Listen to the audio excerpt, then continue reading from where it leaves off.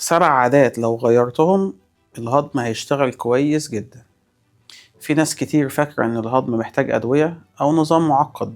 الحقيقة الهضم بيتحسن لما بتغير عادات، مش أكلات وبس. النهاردة هقولك على 7 عادات لو غيرتهم معدتك هتشتغل بشكل مختلف وهترتاح جدا. الهضم مش عضو واحد، الهضم ده منظومة بتتأثر بتوترك، بطريقة أكلك، بنومك، بتحركاتك بعد الأكل. وعشان كده أي خلل صغير بيعمل انتفاخ وبيعمل حموضة أو كسل وخمول. تعال بقى أعرفك على العادات اللي بتضعف الهضم. أول عادة، بتاكل وانت متوتر أو متضايق، مخك بيبقى في وضع الطوارئ مش في وضع الهضم، فالجسم بيوجه الدم والطاقة بعيدة عن المعدة، وده بيخلي شغل العصب الحائر يقل، وهو المسؤول عن تشغيل الهضم.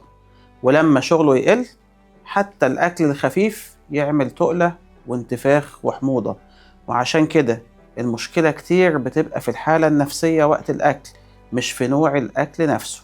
الحل بسيط، اقعد وانت بتاكل، خد من 3 ل5 أنفاس عميقة قبل أول لقمة، سيب الموبايل على جنب. الأكل بهدوء بيحسن الهضم حتى مع نفس الأكل بالظبط. تاني عادة، البلع أسرع من المضغ. معدتك ما هياش خلاط، وأسنانك مش للزينة. الهضم الحقيقي بيبدأ من الفم. لما تمضغ كويس الأكل بيتكسر ويتخلط مع اللعاب في إنزيمات بتسهل الهضم، وده بيقلل الحمل على المعدة ويخلي شغلها أسهل. لكن لما بنبلع بسرعة الأكل بينزل قطع كبيرة، فالمعدة بتتعب أكتر ويظهر انتفاخ وتقلة وحموضة.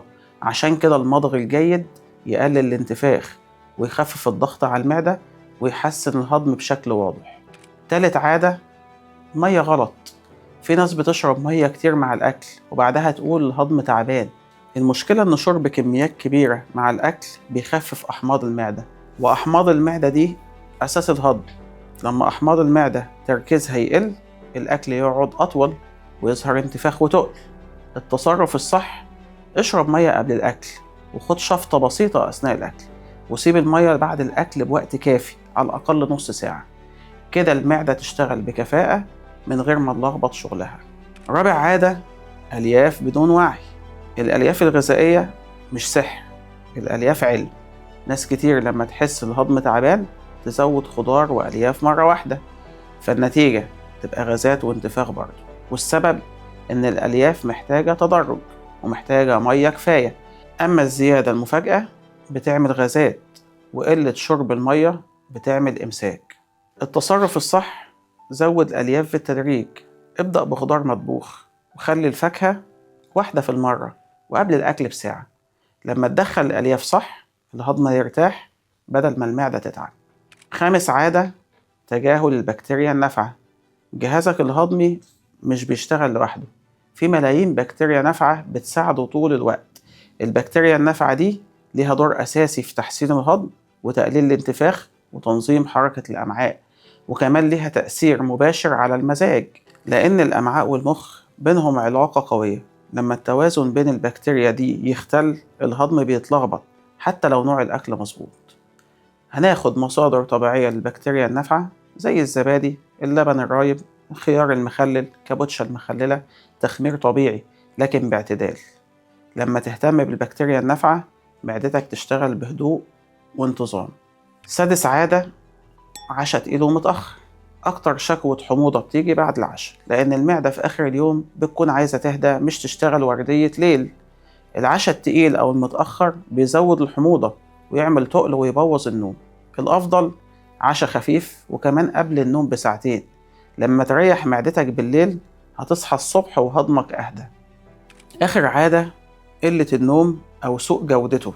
ناس كتير تعبانة في الهضم ومش واخدة بالها إن المشكلة في النوم، وإن قلة النوم أو النوم المتقطع بيزود هرمونات التوتر وتبوظ حركة الأمعاء وتزود الحموضة والانتفاخ.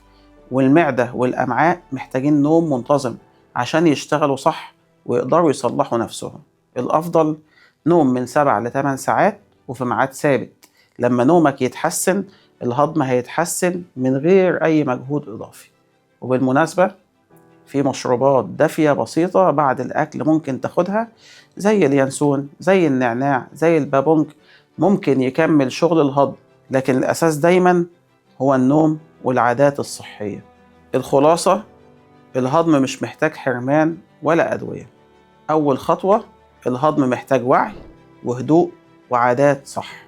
قولي في التعليقات أنهي عادة من ال7 محتاجة تتغير عندك.